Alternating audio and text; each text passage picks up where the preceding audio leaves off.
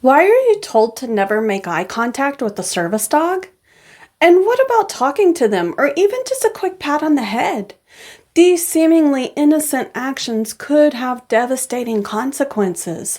I'll reveal the shocking secrets behind service dog etiquette, exposing the hidden dangers of a simple glance, a friendly hello, and why even a seemingly innocent touch could put lives at risk.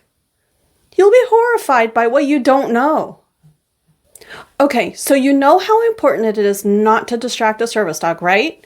It's more than just being polite. It's about ensuring the dog can do its job and keep its handler safe. Let's break down why talking to a service dog is a no-go. First off, those dogs are intensely focused. They're listening and watching for specific cues from their handler, maybe a change in breathing, a subtle movement, something that we might miss. If someone starts talking to a service dog, even in a friendly voice, it can break that concentration. It's like trying to talk to someone in a noisy room. The message gets lost. Secondly, think about what the dog might be doing. Maybe it's guiding someone who's visually impaired and it's navigating a busy street.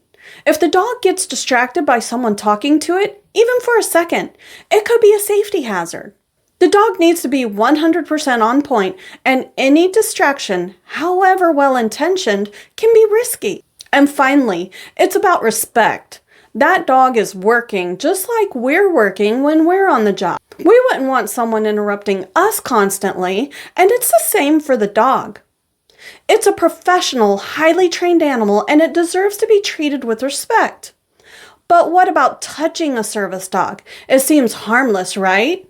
Wrong.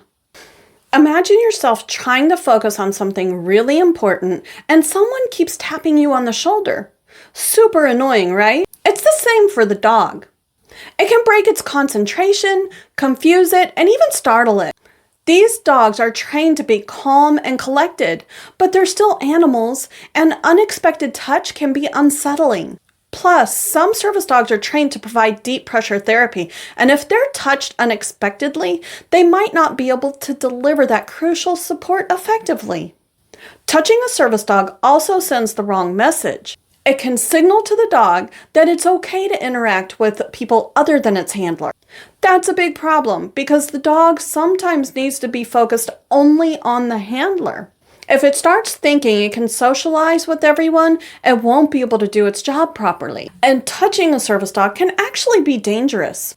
Some dogs are trained to alert to medical conditions like seizures or low blood sugar. If someone touches the dog while it's trying to alert its handler, it could delay the necessary medical attention. So while it might be tempting to pet a cute service dog, it's really important to resist the urge and remember why these amazing animals are there. So we've talked about why it's important not to talk to or touch a service dog, but what about eye contact?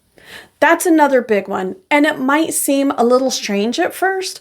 I mean, we're so used to making eye contact with people, it almost feels natural. But with service dogs, it's different. Think of it this way.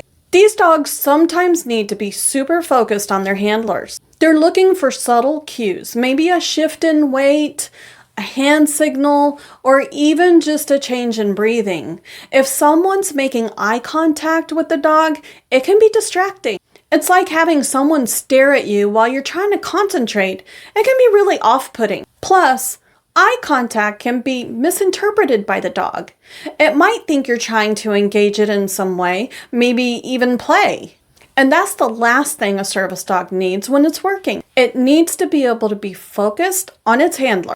Avoiding eye contact is a way of showing respect for the dog's job and the handler's needs. It's also about safety. These dogs are trained to respond to their handler's commands, and if they're getting mixed signals from other people, it could create confusion and potentially be dangerous.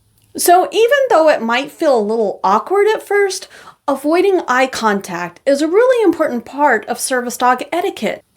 It helps the dog do its job, keeps the handler safe, and shows that you understand and respect the vital role these dogs play. So you understand now why respecting service dog etiquette is so vital. But for some people like me, the need for a service dog stems from a deeply personal, traumatic experience.